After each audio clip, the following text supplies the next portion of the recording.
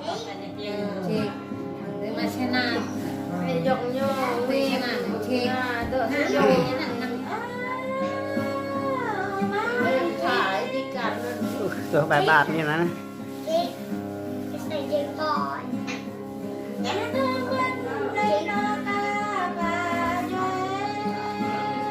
Đi nữa.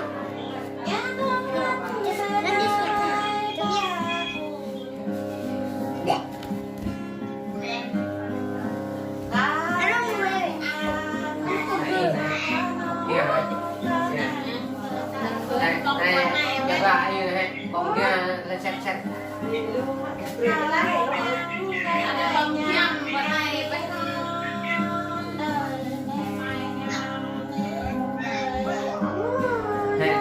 bóng nhà là chắc chắc này mama bóng này được pha đó bạc lại này đi nhờ này đi giờ nó bẹt con ui này hôm nay có mình như này hôm nay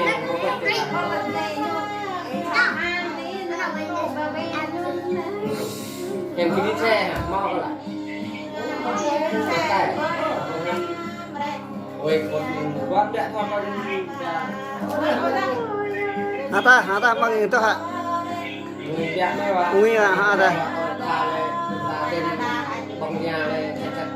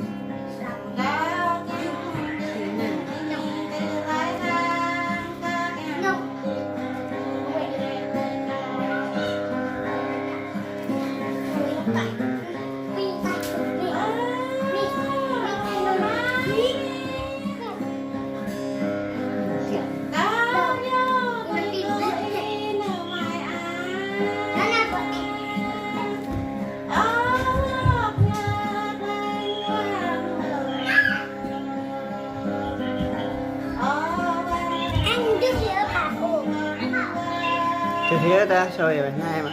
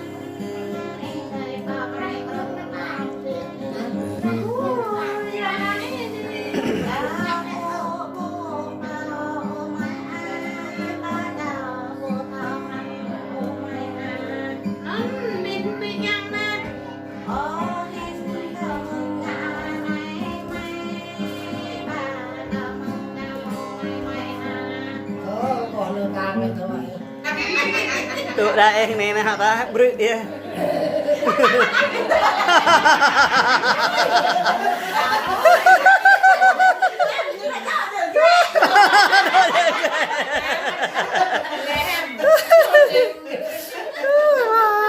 Đúng bài gì nè.